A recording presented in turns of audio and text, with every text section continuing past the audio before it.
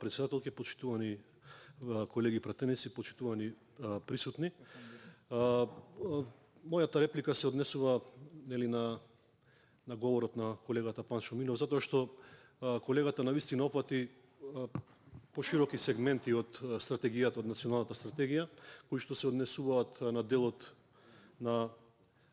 политичкиот систем, на делот на правосудството, на делот на судирот на интереси, исто така и на делот, говореше колегата и за делот на корупцијата при субвенционирањето на во земјоделието. И она што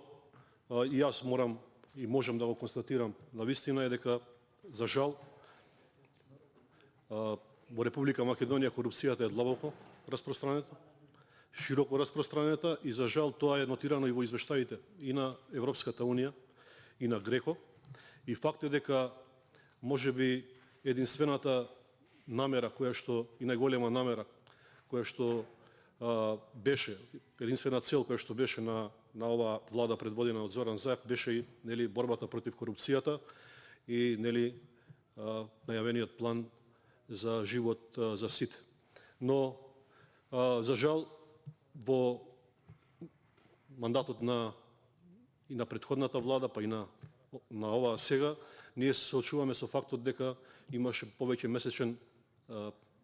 месечна пауза, односно Република Македонија немаше државна комисија за спречување на корупција. Значи тука сметам дека има ова особен придонес во зголемувањето на корупцијата, затоа што самото тоа што државата не дава доволно, не инвестира доволно во борбата против корупцијата, за жал се осликува и во реалноста, а понатаму и во реалната корупција која што е се присутна и е навлезена во сите пори на општествениот живот, а понатаму се разбира и тоа се престикува и на перцепцијата на граѓаните дека живеат не само во една заробена држава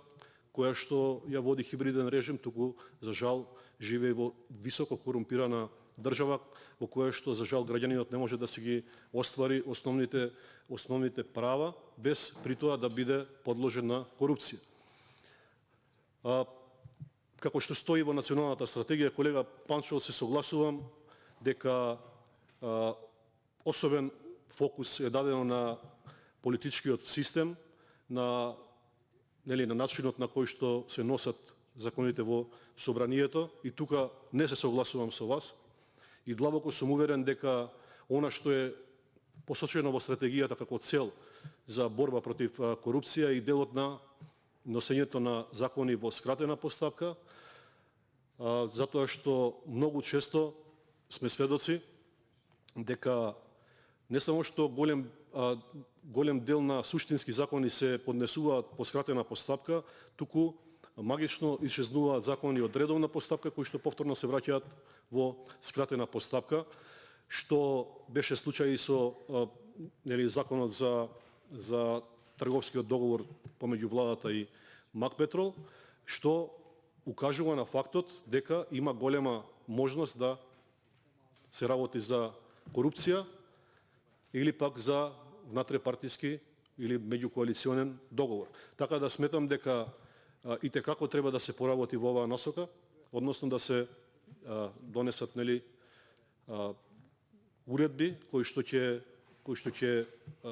ја дефинираат скратената постапка и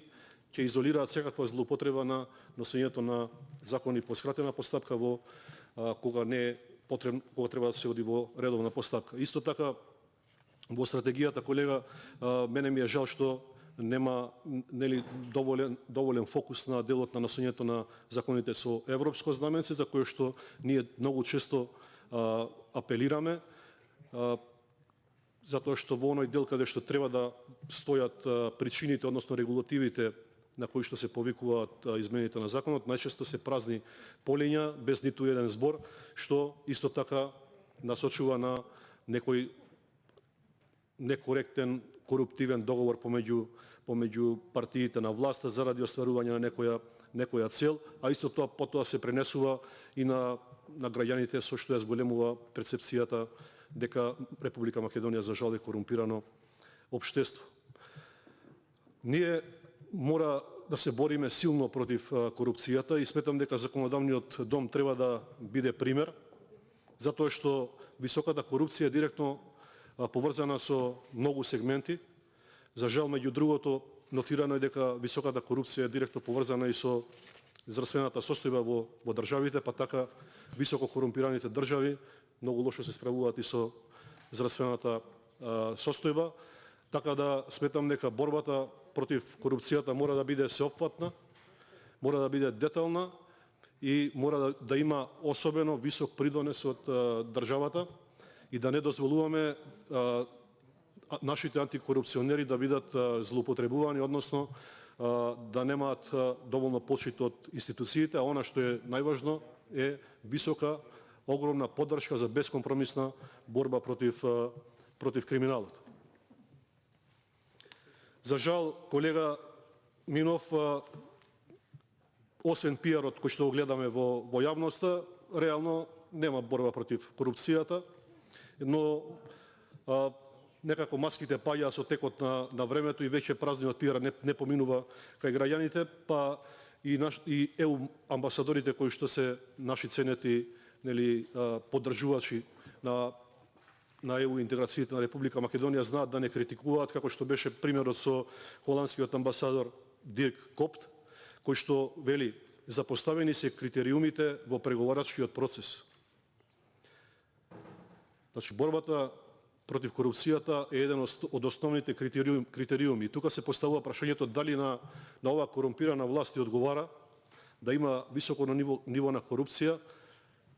само за да се блокираат евроинтегративните процеси. Не сакам да верувам дека е така, но сите параметри укажуваат дека мора да има големи промени, ако сакаме да се приближиме кон Европска Унија, а не тоа само да биде декларативна заложба на власта дека треба да бидеме дел од Европската Унија. Се согласувам, дел од Европска Унија да, но треба да се покаже да се работи. А кога треба да се работи, за жал, оваа власт е неспособна и некогаш и мене навистина ми е искрено криво што се злоупотребува законодавниот дом за да се покриваат неспособноста и корумпираноста на владеачката гарнитура. Говоревте исто така, колега Панчо, за делот на непотизам и хронизам. Високо е вметната корупцијата во општествениот систем на Република Македонија и свесни сме и факт е дека само заради одржување на политички баланс, преку политички вработувања без никаква отчетност, за да се задоволат политичките апетити на коалиционите партнери, за да се обезбеди стабилно и минимално мнозинство, се вршат злоупотреби на јавните установи, односно се вработува по партиски список. Тоа го истакна денеска и почитуваната директорка, дека партиските списоци се она по кој што се вработува во агенциите за привремени вработувања, кои што за жал представуваат и расадник за вработување на партиски кадри. Мора да ставиме крај една за секогаш на овие партиски вработувања и мислам дека навистина се претера. Ако бевте главни критичари на претходните власти дека има високо ниво на партиски вработувања, сега вие сте дупло полоши, односно многу полоши од тоа што беше претходно, така да буквално не може едно вработување да помине без партиска книшка од СДСМ и од ДУИ. И не само во јавната администрација, за жал се загрозуваат и националните интереси, па еве имавме пред некој ден и прашање дали е точно дека е испратен хирург на мисија, на НАТО мисија, кој што немал основни хируршки познавања, кои што не можат да се научат за 3 дена. Ова стоеше во извештајот кој што може да се прочита. Така да сметам дека особено кога се работи за судирот на интереси и партиските вработувања треба да поведеме особено внимание и особен фокус. Исто така, колега Минов, моje мислење е дека не се направи ништо во овој период од 4 годишно владење на СДСМ и на ДУИ во таргетирање на еден реален вистински регистар во кој што ќе бидат срочени ќе бидат срочени злоупотребите кои што се прават од страна на избраните именувани функционери, судирот на интереси. Па така да во реалноста се случува советници во општински совети да бидат и директори на јавни установи, а тоа не може да се провери никаде, освен ако нема држава која што може тоа да го докаже. Ова се вистински примери кои што ги наведувам. Потоа случаи каде што директори вработуваат сопствени синови и ќерки во своите јавни установи, директори на јавни установи, советници, политичари, пратеници, се извинувам, не пратеници, и политичари кои што не пријавуваат имот, значи што е спротивно и е казнимо со закон. Но сепак сметам дека и комисијата, антикорупцијската комисија, нема инструменти да ги открие сите случаи на злоупотреби, на непријавување на имот, на судир на интереси, затоа што сметам дека нема доволно соработка со институциите. Во делот на политичкиот систем,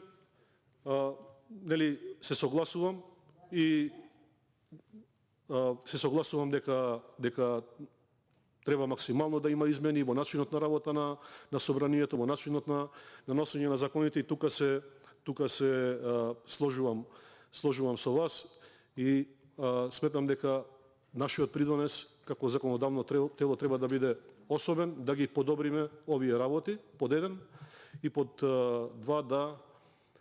ја алармираме јавноста за сето она што се случува, за жал, во државните институции. Ви благодарам.